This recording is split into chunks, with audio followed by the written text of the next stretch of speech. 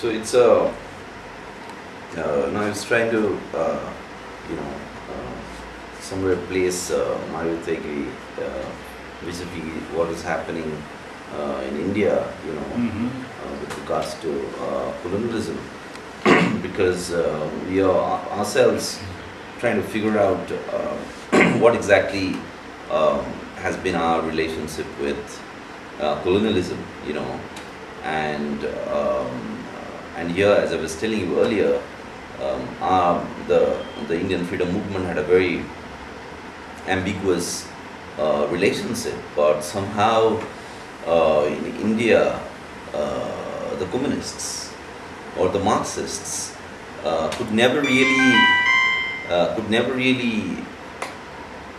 dislodge the mainstream bourgeois leadership from within the freedom movement, and they always remained at the margins, and at some point they gave in. So you had this strange concoction in India called the Congress Socialist Party, you know, which was basically the Congress, the mainstream Congress, but with a lot of socialists and communists in it. So it became like this big umbrella thing, right? The big joint family kind of an idea. And of course, what happens in a way, one way to look at what happens in 1967 with the Naxal body, you know, the Naxal uprising, is to kind of break with that approach and attitude of the communists to always tail behind the mainstream bourgeois leadership, you know, and be the kind of left wing of capital, you know, which the other two main communist parties had already become by then, right? Of course, it was mediated through the Soviet Union, because by the time you already had like Nehru very close to the Soviet Union. So in a way, it was, it was as though, so for example, if there was a Indian delegation, like the government's delegation going to the Soviet Union, then you would have some of the Communist Party, these official parliamentary Communist Party leaders also in the delegation. Just the other day, I was in this program where one Central Committee leader of the Communist Party of India, Marxist, was there. No, I was reading the papers. One of the big leaders, you know, of the main official Communist Party, and there was a delegation from India going to North Korea. So in that delegation was this Communist Party guy, you know. So in a way, you were working for the state, you know. But maybe when you're going to North Korea, okay, some Communist Party guy goes, you know, so he can cut a good deal for the Indian state with North Korea. So that was the role of the Communist parties. Communist parties out here.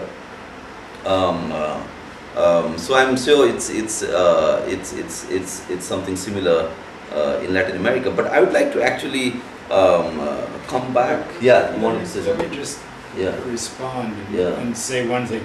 Mariategui indeed could be argued was one of the first to sort of engage in post-colonial analysis. Why? Well, because he realized the tremendous pernicious effect of colonialism. He started by analyzing the way in which colonialism had implanted a really sort of a feudal landowning system on Peru. He criticized the cultural hegemony, the supplication, the subservient position to European culture that permeated so much of Peruvian writing, literature, society, art, etc. He was a strong anti-imperialist. He was an uncompromising anti-imperialist. He realized that countries like Peru had to break the imperial yoke. But he was also very critical of the more pernicious forms of imperialism, and criticized, for instance, the way in which the Peruvians were imitating French literature and French forms of education in their school system.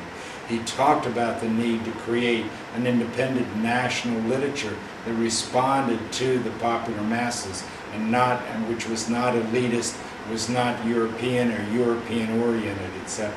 So he was very clear in that, as were other people in Latin America, like the founder of the Cuban Communist Party, Julio Antonio Mejia.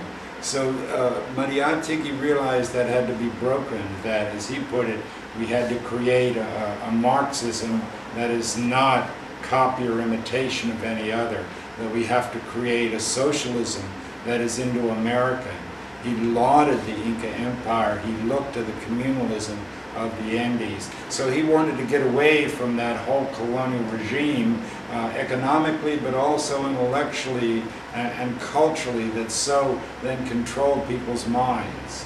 And I think we can see similarities, some continuity from his thought with that of Frantz Fanon, who realizes full well early on that there's a real danger that the national bourgeoisie will gain its nominal independence, but will become then subservient and will incorporate the values of the former colonial rulers and incorporate them into the new independent nation state, and continue to be European, oriented or capitalist oriented, which would imply then accepting neoliberal economics, which would imply allowing foreign corporations to come in. Mariategui was very clear that was pernicious, as was Fanon. So I think it's important to understand that. I mean, he really was starting to talk about post-colonial thinking, basing modern socialism in Peru on the communalism of the indigenous people, extracting some of the positive things from the Inca Empire, etc., and not looking to Europe to form then these new institutions that were needed. One of the critiques we have here about post-colonialism is that post-colonialism critiques the West and critiques Eurocentrism, but somehow does not really emphasize much on critiquing the power relations that are internal to the indigenous communities, that are internal to India. What was Mariategui's position on one, the national bourgeoisie, and secondly on power relations within communities, or say, for example, oppression of women, patriarchy within indigenous communities? Well, he didn't hold much truck with the national bourgeoisie. He knew that almost all of them did not represent the needs, the desires, the future of the working class, of the peasants, of the indigenous people. Indeed, he got into quite a debate with the other major thinker and political activist at the time, a fellow named Victor Raúl Aire La Torre, who formed the Opera Party. Now, the Opera Party believed that you could create a multi-class nationalist movement, and you could incorporate elements of the bourgeoisie into that. Mariategui thought that was very pernicious, so he labeled it the Kuomintang of Peru, the Kuomintang of Latin America. And he was very clear then that the revolutionary coalition had to be based primarily on peasants, indigenous people, workers. He did make space for some employees, which would sort of imply middle-class people, and he did full realize, as did Gramsci, that you could get intellectuals who would come and be part of that. But he was very skeptical of having the bourgeoisie involved, because he seemed to intuitively know that they could sort of steal the movement or use it for their own benefit. And as we say, Fanon, I think, in The Wretched of the Earth, is very clear just about what can happen and how that can be so pernicious.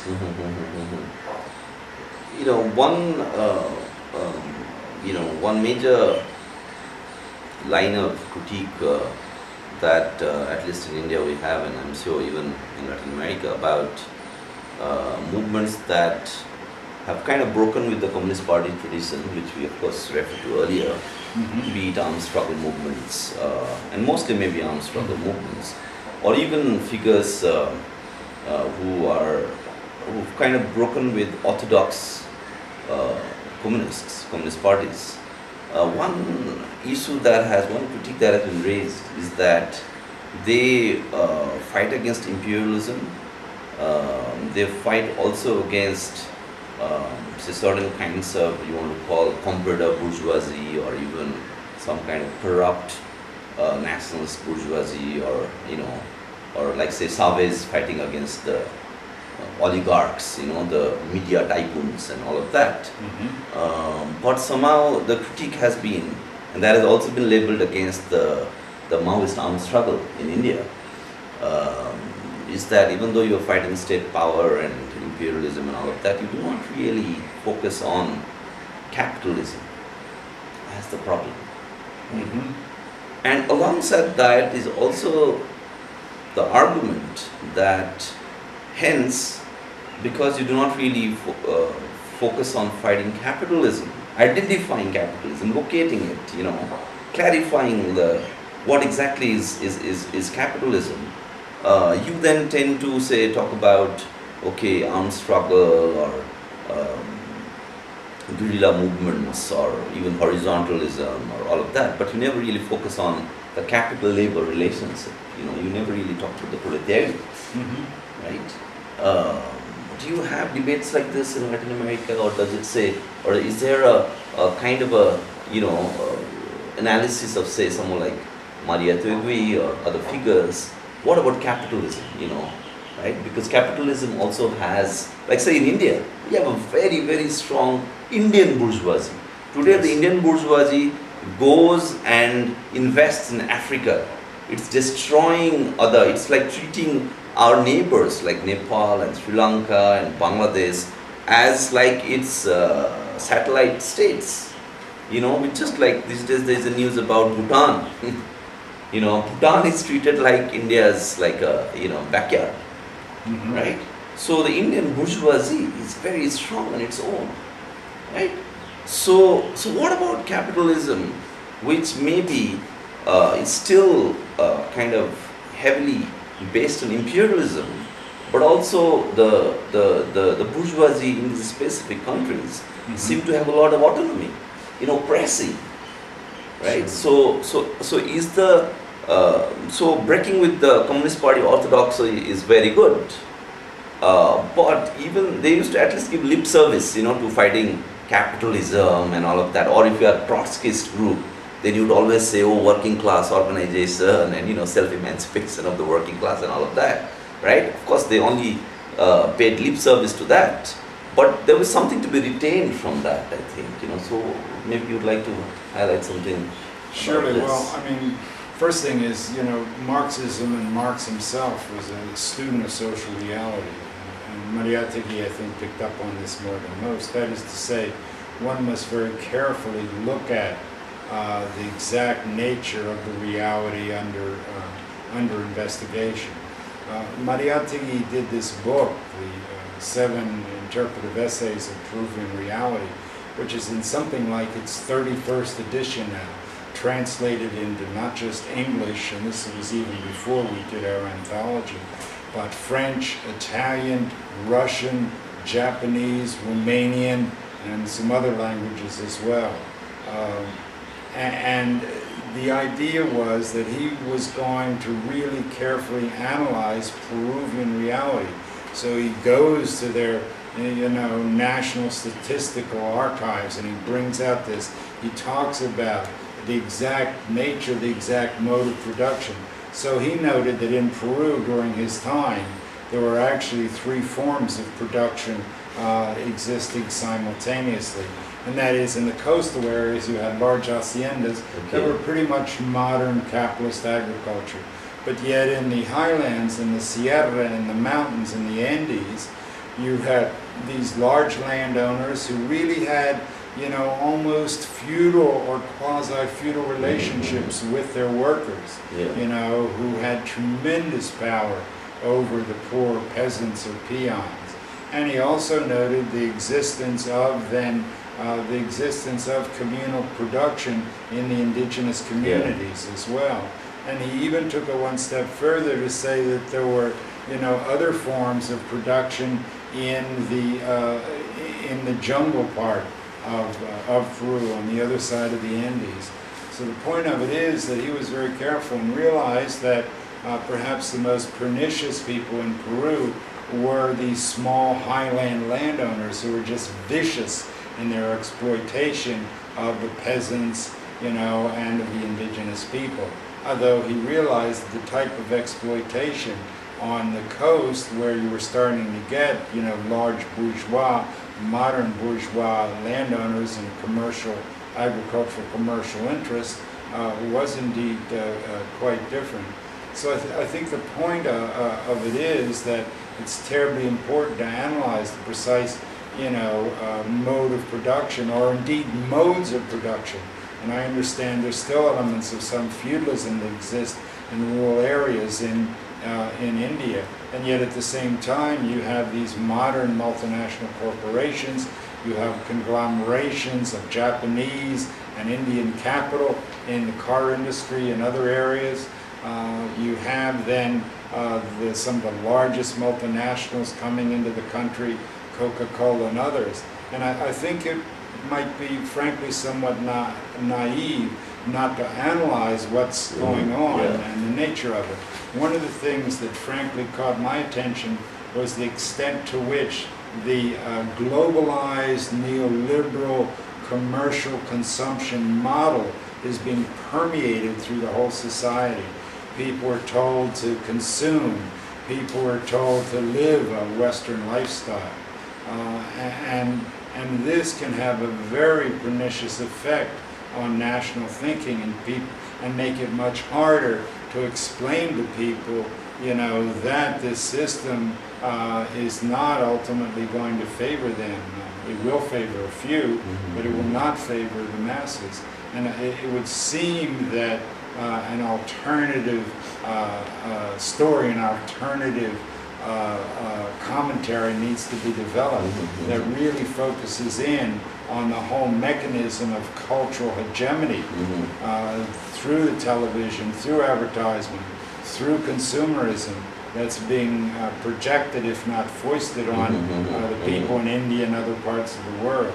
And so a very careful analysis of that and responding to, in essence, the corporate propaganda and the corporate involvement with the government and the corporate corruption and co-optation of government leaders and state leaders, such that they buy into this model and become not perhaps a traditional comprador bourgeoisie, but a much more modern and much more sophisticated and yet a much more involved and compromised comprador bourgeoisie.